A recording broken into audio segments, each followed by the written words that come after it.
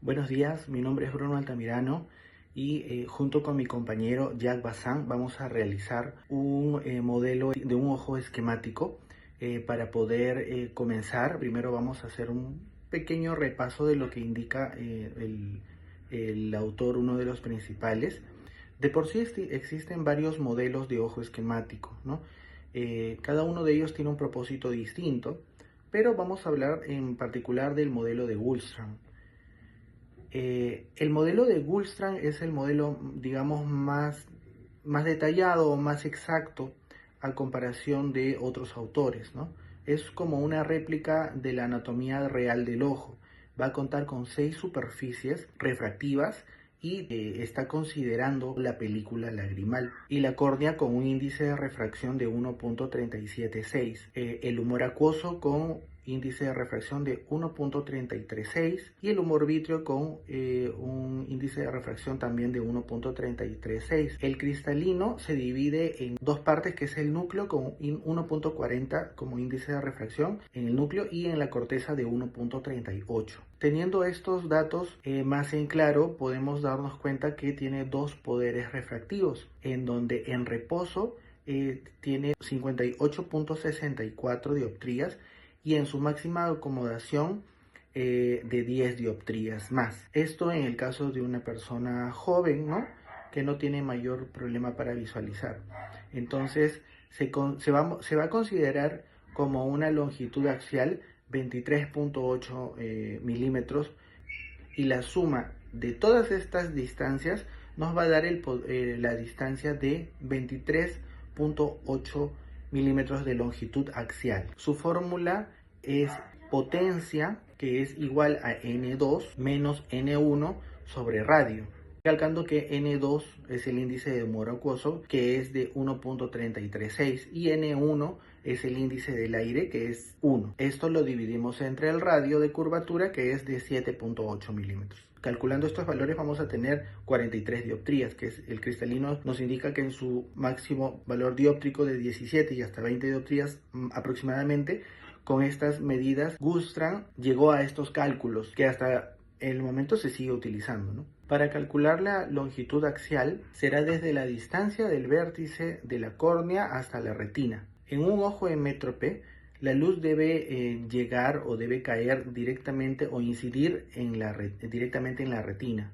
En un ojo hemétrope, para poder obtener su longitud axial, se va a calcular su índice de refracción del humor vítreo entre la potencia dióptrica. Entonces tenemos como resultado 1.336 sobre 60 dioptrías y obtendremos 0.0227. Convertidos a milímetros, será una distancia de 22.27 milímetros. Y así es como Gullstrand nos brindó toda esta información y datos que se siguen utilizando hasta el momento. Ahora vamos a pasar a poder conocer cómo hemos realizado nuestro ojo esquemático junto con mi compañero Jack. El trabajo que vamos a presentar a continuación es la fabricación de un ojo esquemático con materiales reciclados y la descripción de cómo ingresa la luz por los medios refringentes hasta llegar a la retina.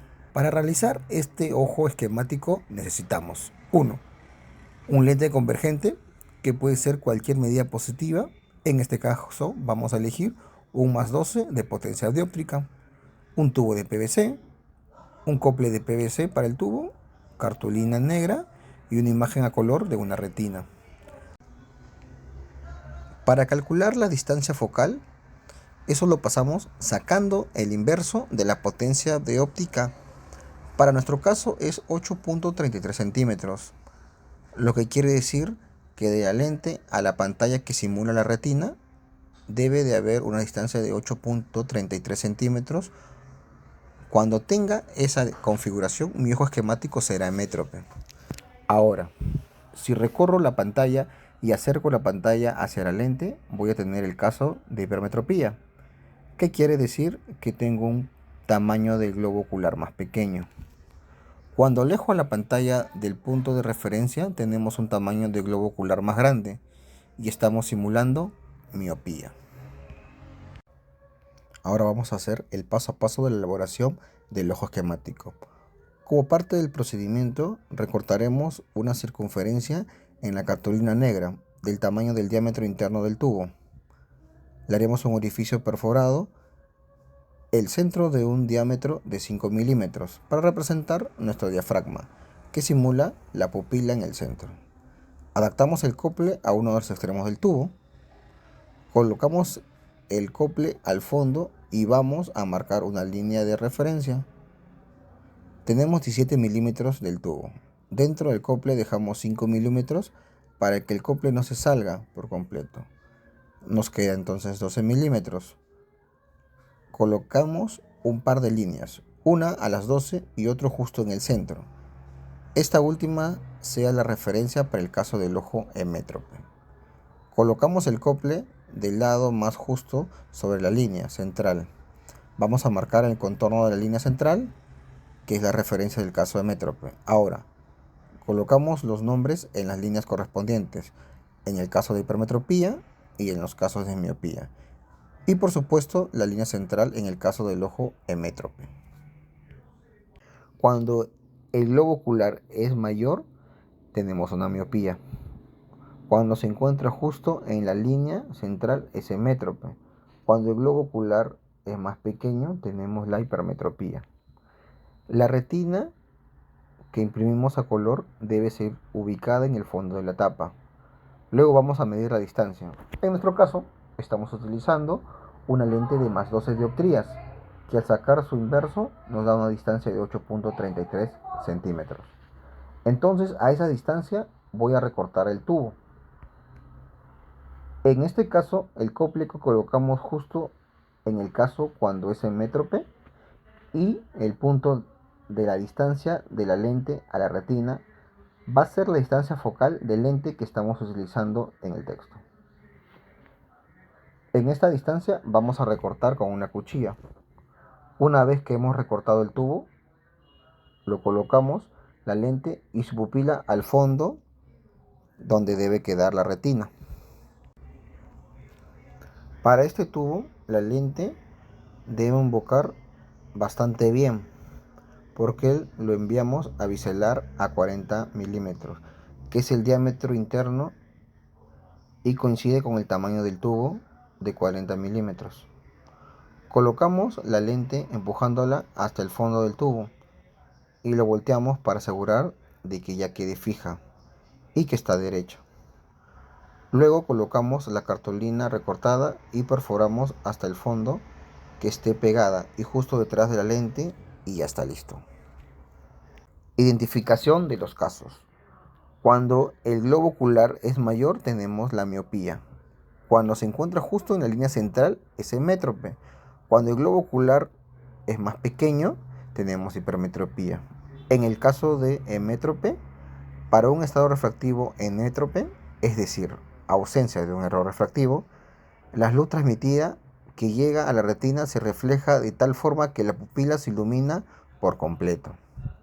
Usando un retinoscopio, el poder de emergencia de la luz es cero, es decir, que ni va a favor ni va en contra de la luz. Caso hipermetropía. En el caso de la hipermetropía, cuando iluminamos con la luz usando el retinoscopio, esta llega a la retina y se refleja de tal manera que se aprecia una banda más estrecha y en la misma dirección del retinoscopio, y no se ilumina por completo. En la hipermetropía, el punto remoto del sistema óptico a evaluar se encuentra detrás de la retina. La luz que emerge del sistema es divergente. Esa es la razón por la que se debe neutralizar con un lente convergente. Comparación de autores. El ojo esquemático es un modelo teórico que representa las propiedades ópticas promedios del ojo humano. Su objetivo es simplificar el estudio de la refracción, formación de imágenes y errores refractivos. Gundstram fue uno de los primeros en proponer un modelo detallado del ojo humano. El ojo del Gundstram es más complejo, con 6 superficies refractivas. Considera la córnea anterior y posterior y el cristalino con 2 superficies y capas internas. Su modelo es muy preciso y se usa como base en estudios fisiológicos avanzados.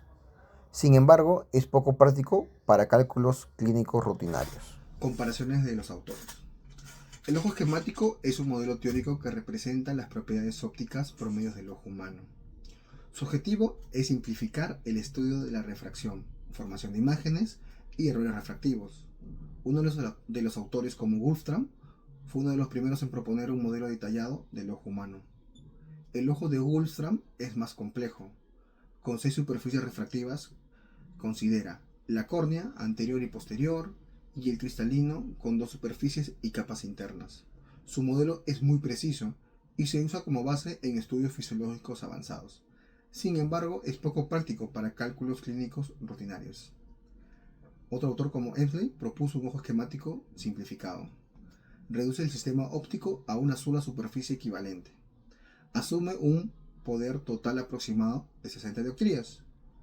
Es muy útil para enseñanzas básicas y cálculos rápidos en optometría. No considera detalles anatómicos finos del cristalino. Otro autor, como Legrand, desarrolló un modelo intermedio entre Wolfram y Emsley.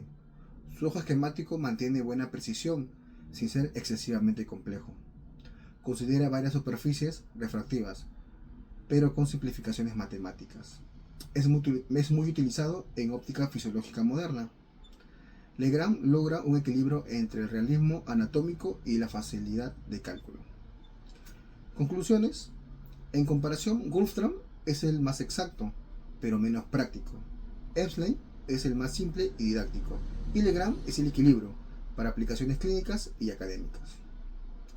Eso es todo respecto a nuestro trabajo y espero sea útil y muchas gracias por su atención.